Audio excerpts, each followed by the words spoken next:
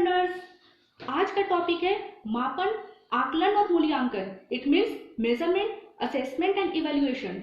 देखो तीनों same terms लग रहे हैं लेकिन तीनों में एक स्लाइटली डिफरेंस है और अक्सर बच्चे इसमें कंफ्यूज होते हैं। तो आज की वीडियो को बिना स्किप किए पूरा देखो, सारा कंफ्यूजन दूर हो जाएगा। तो चलो सबसे पहले स्टार्ट करते हैं वर्ड मापन से यानी कि मेजरमेंट से।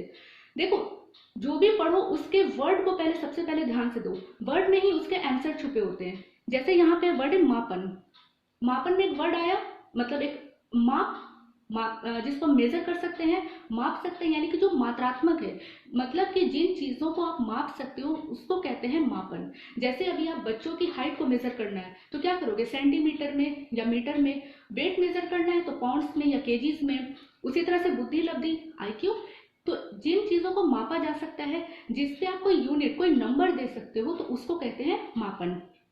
इसका पहले डेफिनेशन देखो, किन्हीं मान्य नियम के अनुसार वस्तु या व्यक्ति की विशेषताओं को अंक प्रदान करना ही मापन कहलाता है। क्लियर है? और उन नंबर्स के हिसाब से बच्चों की योग्यता निर्धारित करना मापन है। यानी कि एक रूल होना चाहिए, एक मान्य नियम बनना चाहिए, उसके अकॉर्डिंग अगर आप बच्चों को अंक दे रहे हो, ग्रेड दे रहे हो, नंबर्स दे रहे हो, तब वो कहलाती है मापन। इंग्लिश में देखते हैं, measurement is the process of assignment numbers to object according to certain agreed rules. एक मान्य नियम के अनुसार अंक देना ही मापन कहलाता है। देखो पूरी कोशिश है बाइलिंगुअल रहे, जिससे हिंदी और इंग्लिश दोनों स्टूडेंट्स को बहुत काम देगा।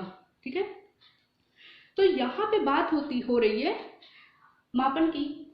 तो ऐसे समझो, जैसे अभी आप लोग तैयारी कर रहे हो, चाहे सीटेट की कर रहे हो, केवीएस की, रीट की, या किसी भी कंपटीशन की, किसी भी टीचिंग कंपटीशन की तैयारी कर रहे हो, तो एक टर्म्स है ना, जैसे सीटेट में आपको टोटल 150 नंबर के क्वेश्चंस होंगे। क्लियर है? तो यहाँ पे अब ऐसा तो नहीं कि कितने में पास है, तो एक रूल बना ना कि जनरल वाले को 90 नंबर्स और ओबीसी या अदर वाले को 82 मार्क्स लाने होंगे। एक वहाँ पे सर्टेन रूल बनी, तो आपको हुआ ना कि इनसे ज्यादा अगर आपने नंबर लाया तो आप पास माने जाओगे, अदरवाइज फेल। तो यही होती है मापना।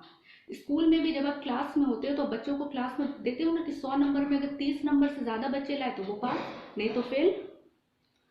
उसी तरह से आप परफॉर्मेंस के अकॉर्डिंग उनको ग्रेड देते हो, डिसिप्लिन पे, उनके नेचर पे, बिहेवियर पे, कैरेक्टर पे, अटेंडेंस पे, उनके स्पोर्ट्स पे या और भी करिकुलर एक्टिविटीज में, इन सब के बेसिस पे आप उनको ग्रेड देते हो ना, ए है, बी है, सी है, A1 है। तो ये सब चीज क्या हुआ, आप बच्चों को अंक दे रहे हो। तो जहां पर अंक देने की बात हो जाए that is called measurement. Clear है? नेक्स्ट है आकलन और मूल्यांकन, मतलब कि असेसमेंट एंड इवैल्यूएशन। और सबसे ज्यादा यहीं पे कंफ्यूजन होता है, तो आज इसको हम लोग दूर करते हैं। पहले देखते हैं आकलन के बारे में यानी कि असेसमेंट के बारे में। देखो किसी के बारे में जानकारी इकट्ठा करने की प्रक्रिया ही आकलन है। In English it is a process to collect information.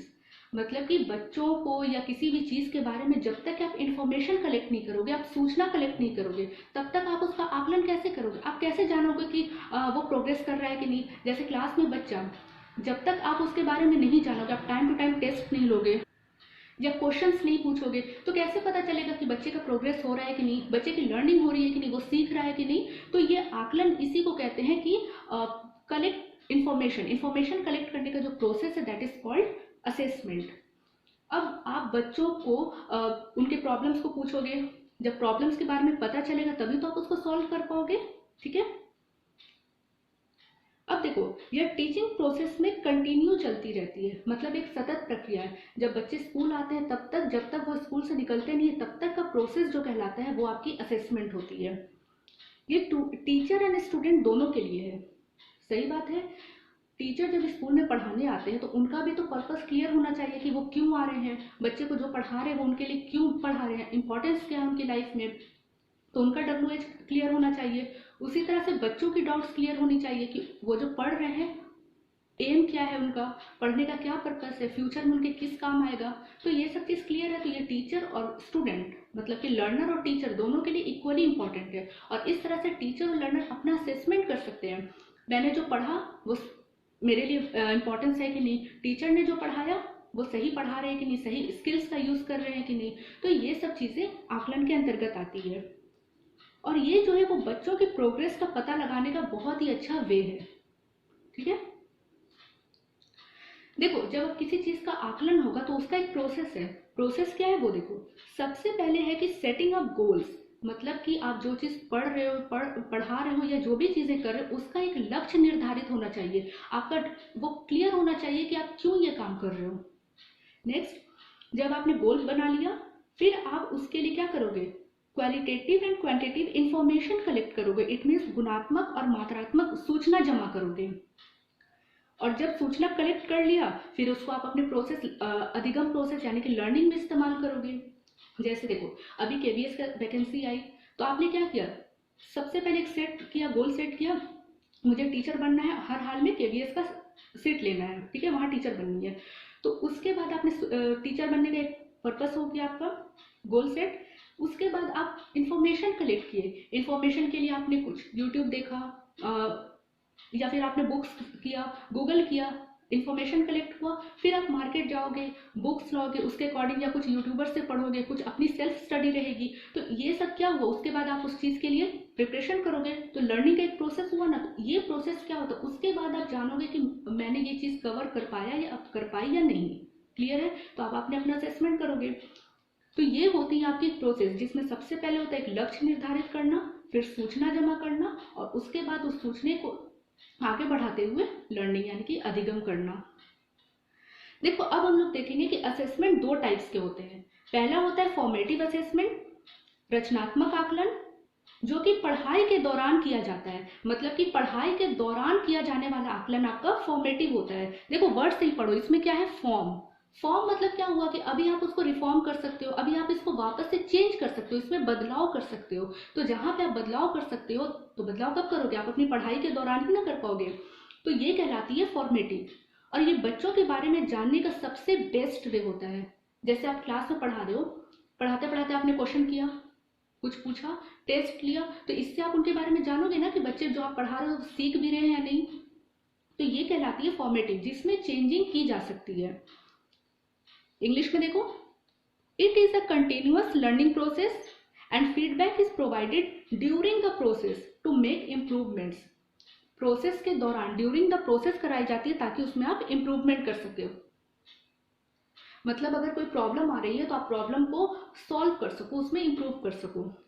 और नेक्स्ट होता है समेटिव असेसमेंट, योगात्मक। यहाँ भी देखो वर्ड आ रहा है सम, सम मतलब जोड़, जो कि लास्ट में होता है, यानी कि वैसा असेसमेंट जो साल के अंत में किया जाए वो आपकी कहलाती है समेटिव या तो योगात्मक आकलन। क्लियर है, which is done to assess the learning by the end of a decided period. एक पीरियड है उसके एंड में किया जाने वाला आकलन। जैसे स्कूल में होता है ना, एनुअल एग्जाम्स होते हैं, तो इससे क्या होता है, बच्चे ने साल भर में क्या पढ़ा उनका आकलन किया जा सकता है। तो दो तरह से आकलन हुआ, एक उनकी पढ़ाई के दौरान किया गया और एक पढ़ाई के जो जब खत्म हो गई पढ़ाई उसके बाद किया गया। अभी आप लोग जैसे कि तैयारी जो कर रहे हो, तो अभी आप लोग बताओ क्या है, अभी आप लोग का फॉर्मेटिव चल रहा है। क्यों, आप लोग अभी मॉक दे रहे हो या प्रीवियस ईयर का क्वेश्चंस लगाओगे, कुछ और मटेरियल से पढ़ोगे तो नहीं समझ में आएगा। तो अभी आप अपनी तैयारी को चेंज कर सकते हो, पैटर्न अपना कुछ और ज़्यादा टाइम दे सकते हो और अच्छे से इसको तैयारी कर सकते हो। तो ये क्या हुआ, अभी आपका फॉर्मेटिव है। लेकिन जैसे ही एग्जाम हुआ और आपके हाथ में रिजल्ट है तो क्या आप उसमें चेंज कर सकते हो, नहीं ना। तो वो आपका हो गया समेटिव, आप या तो आइदर पास और फेल। क्लियर है, तो ये कहलाता है फॉर्मेटिव एंड समेटिव असेसमेंट। अभी देखो तीन टर्म है, तीनों को एक एक करके समझते हैं। Assessment for learning, assessment of learning और असेसमेंट एज लर्निंग। तीनों क्या है देखो, फॉर लर्निंग मतलब होता है सीखने के लिए आकलन। जैसे कि जब हम लोग कुकिंग करते हैं तो एक चावल है, एक चावल से हम लोग पहचानते हैं ना कि चावल पूरी तरह से पका है कि नहीं। तो यहाँ पे क्या हो रहा है, सीखने के लिए आकलन हो रहा है, समझ रहे हो। या अभी आप जैसे पढ़ाई कर रहे हो वो सीखने के लिए आप कर रहे हो। और एक होता है सीखने का आकलन, मतलब कि असेसमेंट ऑफ लर्निंग, जो कि पढ़ाई के बाद होती है। तो असेसमेंट ऑफ लर्निंग आपकी समेटिव हुई और असेसमेंट फॉर लर्निंग आपकी फॉर्मेटिव हुई। इसको एक एग्जांपल के थ्रू समझो। जैसे अभी आप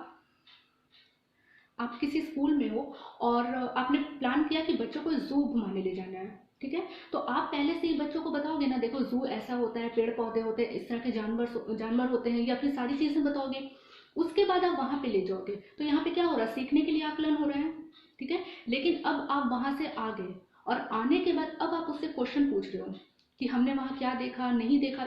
ठीक है, कौन सा जानवर था उसके बारे में कुछ बताओ। तो ये क्या हो गया, आपका सीखने का आकलन हो गया, क्योंकि अब आपका असेसमेंट जो होता है वो समेटिव हो गया, अब वापस से नहीं, तो यहाँ पे हो गया आपका असेसमेंट ऑफ लर्निंग।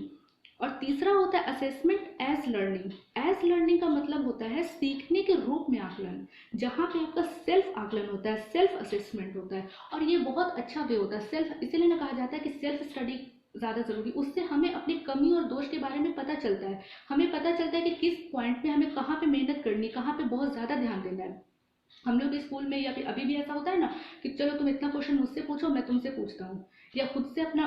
तो ये चीज़ें क्या होती, अपने आप को आंकना। एज ए टीचर भी हम लोग क्या करते हैं, जब पढ़ाने जाते हैं तो खुद को आंकते हैं कि अगर बच्चा हमारे क्लास में बहुत अच्छे से पढ़ा, हमने जो पूछा वो बहुत अच्छा, उनका एकेडमिक बहुत अच्छा परफॉर्मेंस रहा, तो उसके साथ साथ टीचर का भी तो आकलन हुआ कि हाँ फलां टीचर ने बहुत अच्छा पढ़ाया।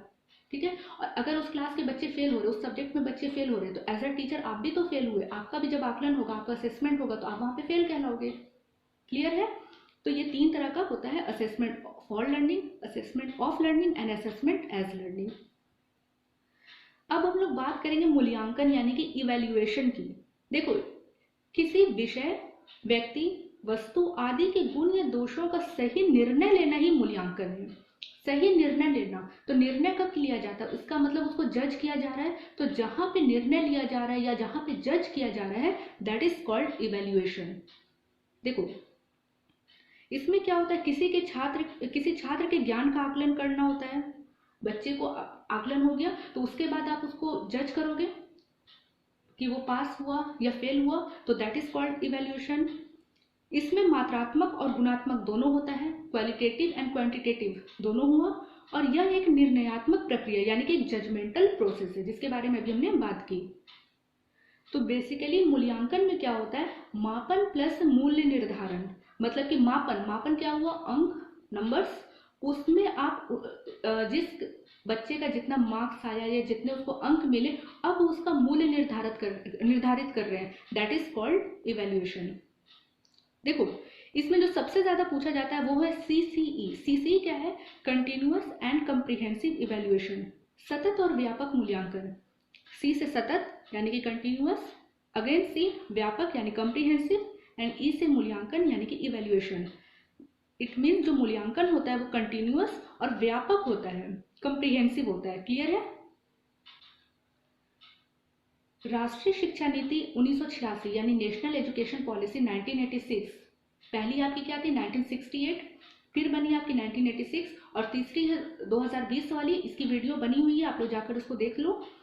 तो राष्ट्रीय शिक्षा नीति 1986 के अनुसार सीसीई में शैक्षिक और गैर शैक्षिक दोनों शामिल हैं। इट मीन्स आपके एकेडमिक और नॉन एकेडमिक दोनों चीजें शामिल हैं, और शिक्षा के कंप्लीट अवधि के लिए होती है। क्लियर है?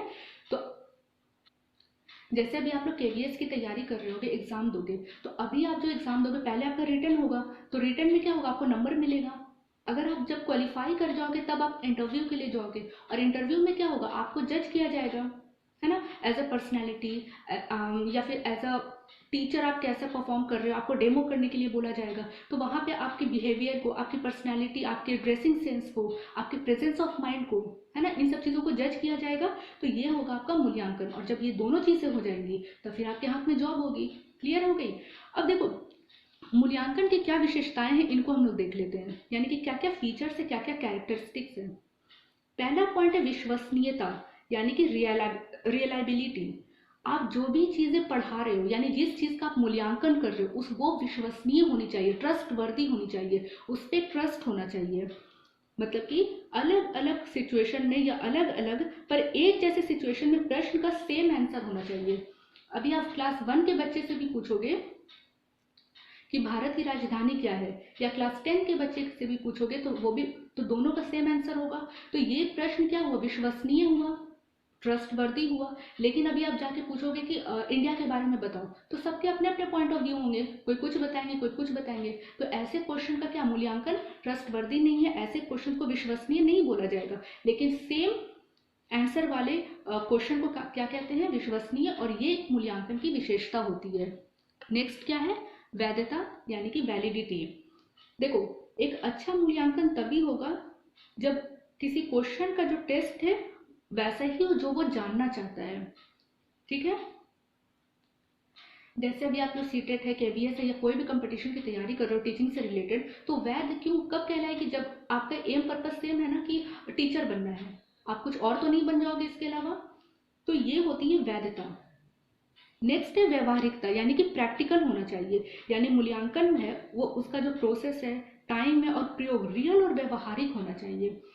आप जब एग्जाम दोगे तो जैसे भी आपका सीबीटी मोड है, तो सबको एक एक कंप्यूटर मिलेगा, सबके प्रोसेस होंगे, एक टाइम, एक फिक्स टाइम है ना, 150 मिनट होगा।